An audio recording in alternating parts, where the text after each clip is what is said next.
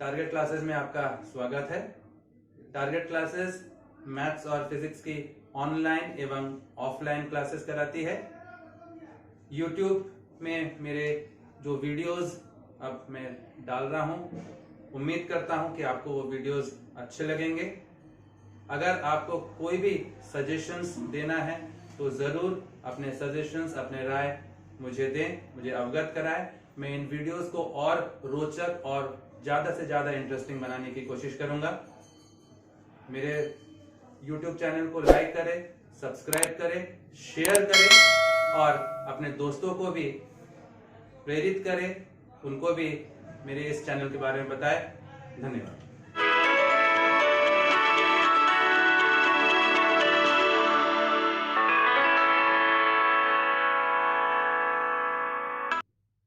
तो आज का जो हमारा टॉपिक जो है that is probability distribution.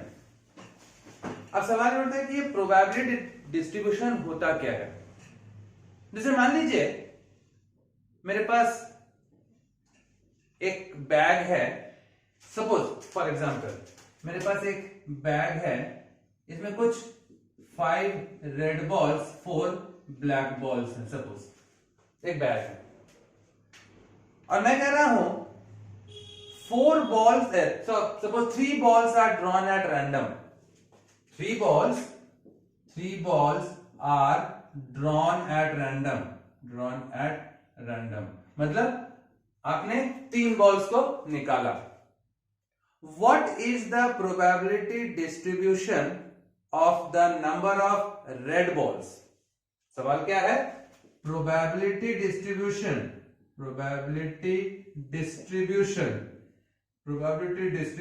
of number of red balls।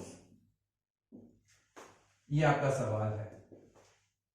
क्या कहा आपने?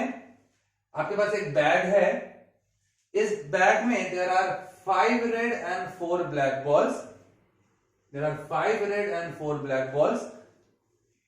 3 balls are drawn at random।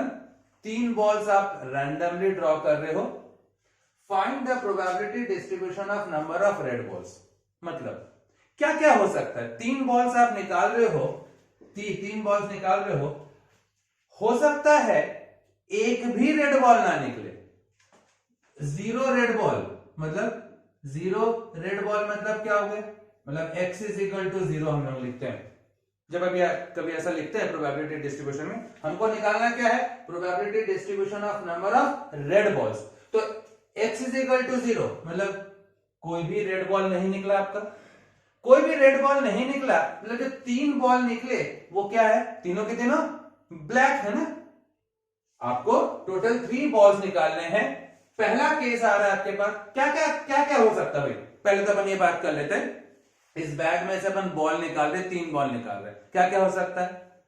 हो सकता है कि एक भी रेड बॉल ना हो, मतलब तीनों के तीनों ब्लैक हो, या एक रेड 2 ब्लैक हो, या 2 रेड 1 ब्लैक हो, या तीनों के तीनों रेड बॉल्स हो। ये 4 कंडीशंस आपके पास हो सकती हैं, है ना। अगर एक 0 रेड बॉल मतलब जो 3 जो निकल रहा हो तीनों के तीनों ब्लैक होना चाहिए, तो P क्या हो जाएगा? जो 3 निकल रहा है 4C3 अपॉन 9C3 ऐसा होना चाहिए ऐसा।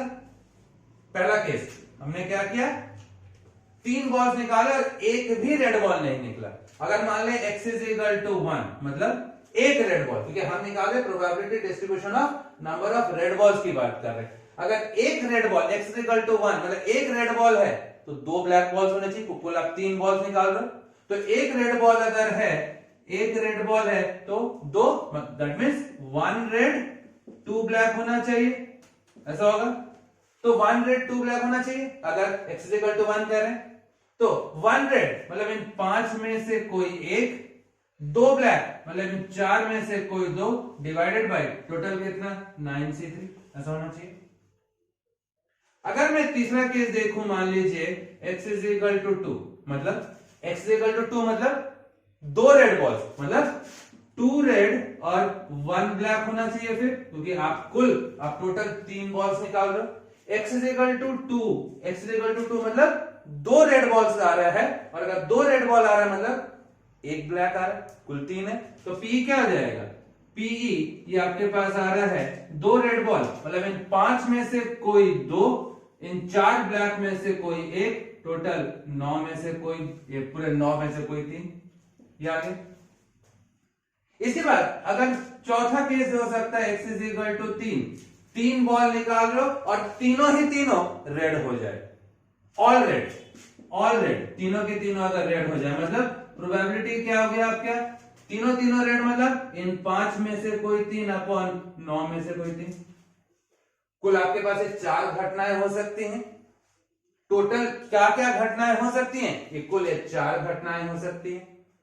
तो हम अगर कह रहे हैं a bag contains 5 red and 4 black balls, a bag contains 5 red and 4 black balls, 3 balls are drawn at random, find the probability distribution of number of red balls, find the probability distribution of number of red balls, मतलब क्या क्या condition हो सकता है, हो सकता है कि एक भी रेड बॉल ना निकले, मतलब तीनों के तीनों ब्लैक हो जाए, तीनों के तीनों ब्लैक, मतलब जब मैं x इक्वल टू 0, मतलब एक भी रेड बॉल नहीं, तीनों के तीनों ब्लैक, मतलब इन 4 में से कोई 3, टोटल 9 में से 3।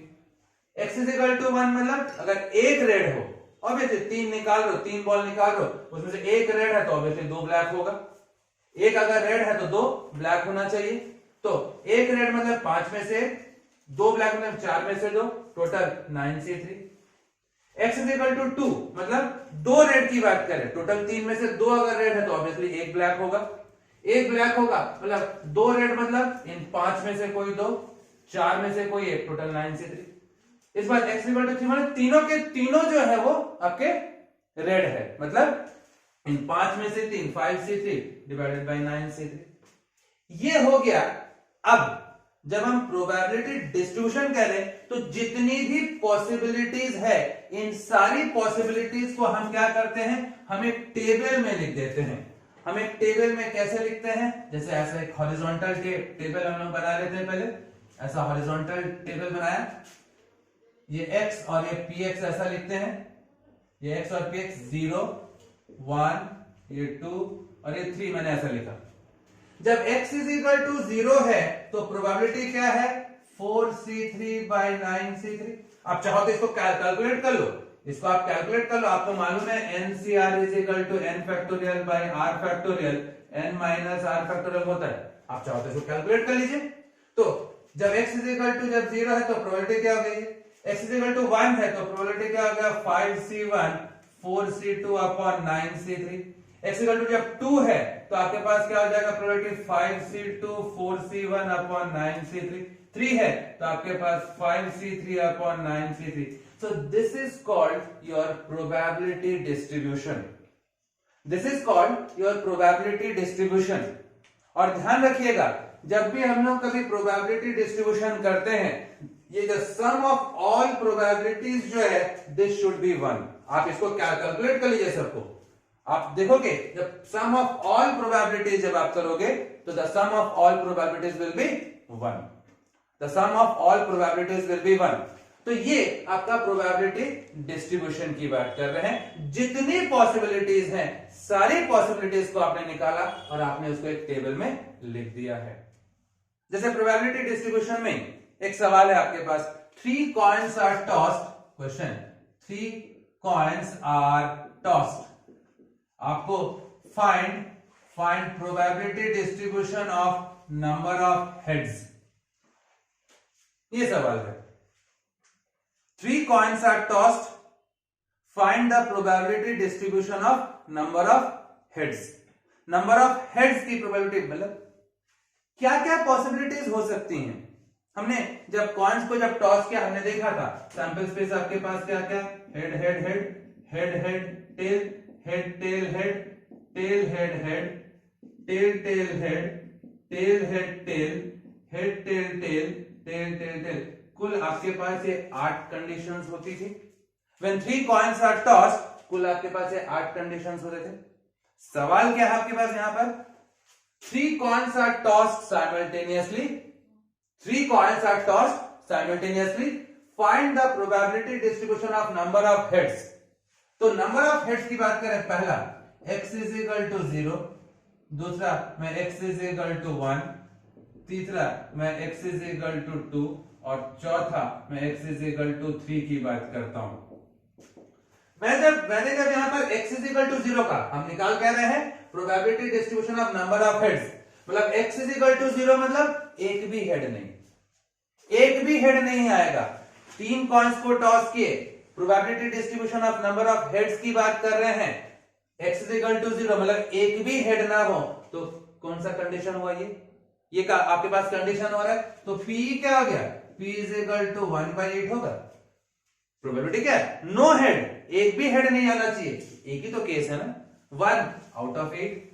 अगर मैं x इक्वल टू 1 का हूं, x इक्वल टू 1 का हूं या px कर लीजिए, इसको px कर लीजिए, तो क्या आ जाएगा, x इक्वल टू 1 मतलब एक हेड कहां कहां पर है, 1 2 3 केसेस आ जा रहे हैं आपके पास।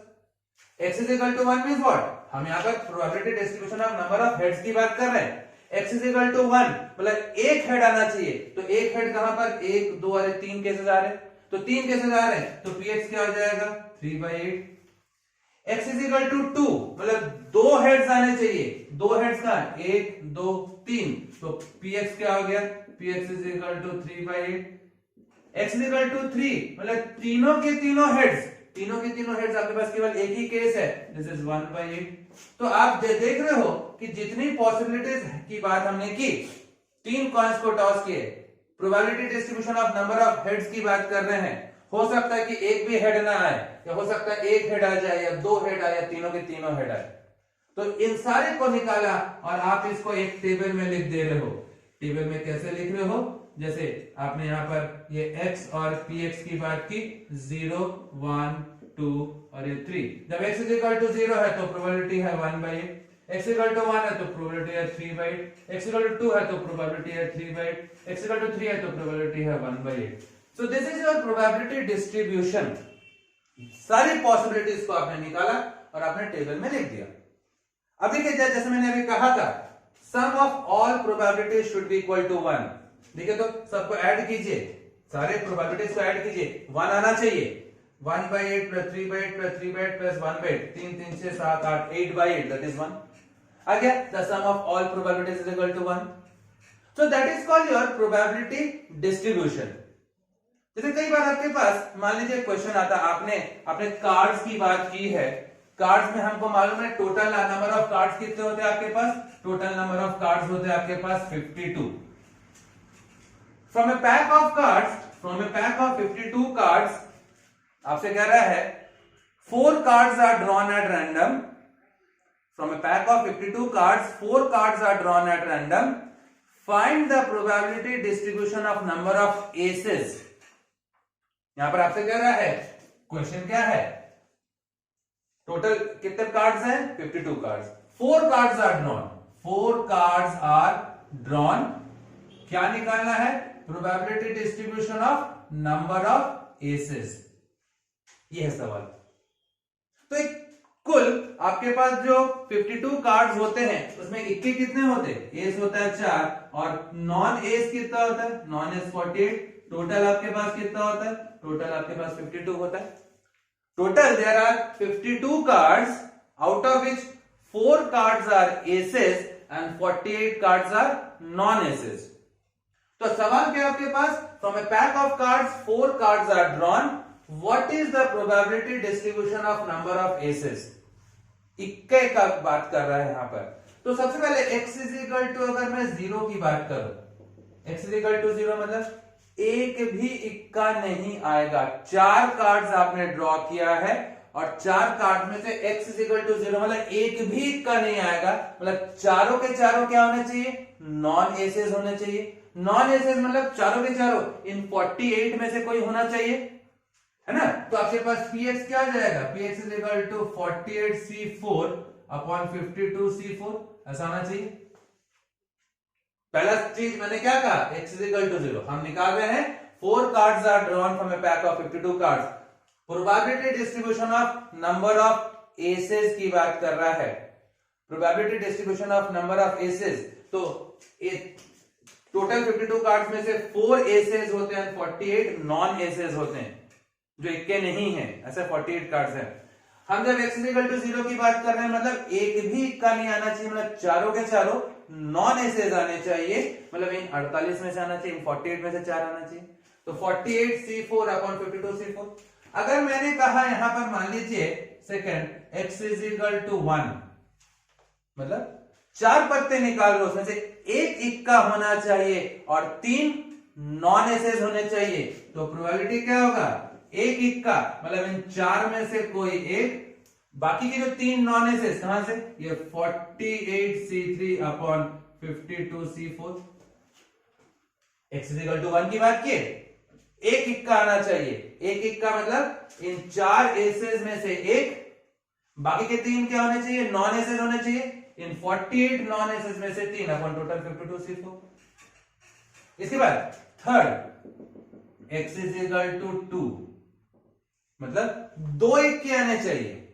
अगर 4 पत्ते निकाल रहे हो, 2 इक्के आने चाहिए, मतलब 2 नॉन एसेज आने चाहिए, 2 एसेज एंड 2 नॉन एसेज, मतलब px क्या हो जाएगा, px होगा 4c2 48c2 upon 52c4। 2 essays मतलब इन 4 में से 2, 2 नॉन एसेज मतलब इन 48 में से 2 अपॉन टोटल 52c4। इसके बाद आप कह रहे हो fourth condition, x is equal to 3, मतलब x इक्वल टू 3 मतलब 3 इक्के, 3 इक्के कैसे होगा, px is equal to 4c3 48c1 upon 52c4 होना चाहिए। 3 इक्के, तो 3 इक्के और एक जो होगा वो नॉन एस होना चाहिए, तो इन 4 में से 3 और जो नॉन एस होगा वो 48 में से ये हो गया। और इसके बाद x इज इक्वल टू 4, मतलब चारों के चारों पत्ते जो आप जिनने जो निकाला, all four cards they are aces, तो क्या हो जाएगा, px is equal to 4c4 upon 52c4, ये हो गया। अब ये 1 2 3 4 5, इसको जैसा हम लोग हॉरिजॉन्टल टेबल में लिख देते हैं, आप ऐसा हॉरिजॉन्टल टेबल में आप एक उसको लिख दीजिए, that is called your probability distribution. सारे पॉसिबिलिटीज आपने निकाले और उसको आप कैसे, ऐसे एक टेबल में ये x और ये px करके आप इसको लिख दीजिए, 0 1 ये 2 ये 3 और ये 4 करके आप इसको लिख दीजिए। जब x इज इक्वल टू जब 0 है तो क्या आ गया, इसका वैल्यू यहां लिख दीजिए, x इक्वल टू 1 है तो ये वाला वैल्यू यहां लिख दीजिए, x इक्वल टू 2 है तो ये वाला वैल्यू यहां पे लिख दीजिए, x इक्वल टू 3 तो ये प्रोबेबिलिटी का वैल्यू यहां, एंड सो ऑन। तो ये आपका प्रोबेबिलिटी डिस्ट्रीब्यूशन हो जा रहा है। क्लियर है? तो जितनी सारी पॉसिबिलिटीज हो रही हैं, उन सारी पॉसिबिलिटीज को निकाल के आपने क्या किया, आपने टेबल में ऐसे हॉरिजॉन्टली लिख दिया, that is called your probability distribution. देखिए आपके पास एक प्रोबेबिलिटी डिस्ट्रीब्यूशन दिया हुआ है, आपको कह रहा है रैंडम वेरिएबल है x is any random variable, और उसका प्रोबेबिलिटी डिस्ट्रीब्यूशन आपको दे दिया है।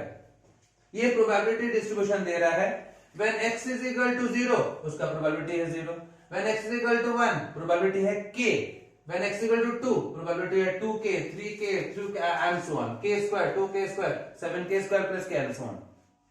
ये आपका एक प्रोबेबिलिटी डिस्ट्रीब्यूशन आपको दे रहा है।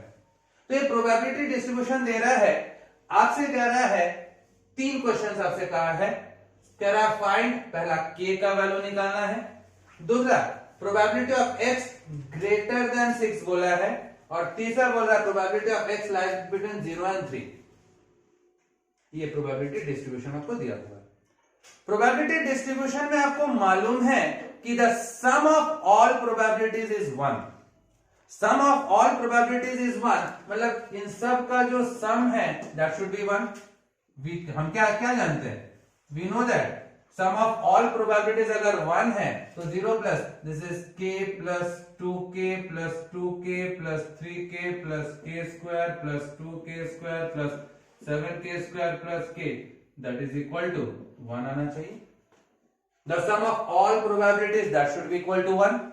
अब देखिए क्या आ रहा है आपके पास, 3 4 5 6 7 8 और 1 9, 9k और 7 8 9 10 plus 10k square is equal to 1। 7 plus 2 9 plus 1 10k square, और k में 3 2 5 6 7 8 1 9k। अब देखिए आपके पास आ रहा है 10k square plus 9k minus 1 is equal to 0। Sum of all probabilities that is equal to 1 हम जानते हैं, तो हम क्या कर रहे हैं, यहां से that is equal to 1 equate कर दिए, क्वाड्रेटिक इक्वेशन आ गया, splitting the middle term, quadratic equation है 10k² plus 10k minus k minus 1 is equal to 0, 10k common निकाल रहा हूं, k प्लस 1 माइनस 1 कॉमन निकाल रहा हूं, k plus 1 is equal to 0, k plus 1 10k minus 1 is equal to 0, k is equal to minus 1, k is equal to 1/10, k के दो values आ गए आपके पास। अब देखिए sum of all probabilities is equal to 1 आपने सॉल्व किया, यहां पर आप देख रहे हो k के दो वैल्यूज आ जा रहे हैं, या तो k इज इक्वल टू -1 आ रहा है या k इज इक्वल टू 1/10 आ रहा है। k इज इक्वल टू -1 तो हो नहीं सकता, क्यों? क्योंकि हमने हमेशा कहा है कि probability can never be negative. अगर k का वैल्यू मैंने अगर -1 लिया तो जब x इज इक्वल टू 1 तो प्रोबेबिलिटी -1, ये हो सकता है क्या? संभव नहीं है, because probability can never be negative. तो चूंकि प्रोबेबिलिटी कभी नेगेटिव होगा नहीं, इसलिए k का वैल्यू आपके पास -1 हो नहीं सकता, और अगर k का वैल्यू -1 नहीं हो सकता तो आपके पास therefore k is equal to क्या हो गया, 1/10 आ जाएगा। k का वैल्यू आपके पास आ गया 1/10, ये पहला आ गया। दूसरा आपसे कह रहा है p x ग्रेटर देन 6, 6 से अधिक, मतलब ये वाला, ये चाहिए आपको, probability of x greater than 6, 6 से बड़ा, मतलब ये आपके पास p x ग्रेटर देन 6 क्या हो गया, that is 7k² plus k, तो कितना हो जाएगा 7, 1/10 का square plus 1/10, that is 7/100 plus 1/10, तो कितना हो जाएगा आपके पास 10 plus 1, that is 17/100, p x greater than 6, ये कितना आ रहा है 17/100 आ गया, हो गया सर?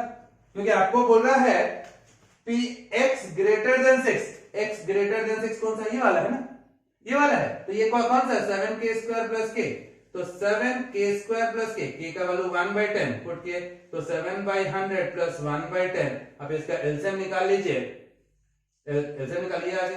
इसके बाद तीसरा, थर्ड क्या कह रहा है आपसे, p x lies between 0 and 3, 0 और 3 के बीच में x greater than 0 less than 3, greater than 0 less than 3, मतलब केवल ये दोनों चाहिए आपको। तो आपके पास क्या कह रहा है, probability x lies between 0 and 3, मतलब तो कौन कौन सा हो गया, ये दोनों हुआ, ये दोनों हुआ, 0 से बड़ा 3 से छोटा, तो आपके पास k plus 2k that is 3k, तो 3k की जगह पे 1/10 दैट इज 3/10, ये आ गया आपका प्रोबेबिलिटी।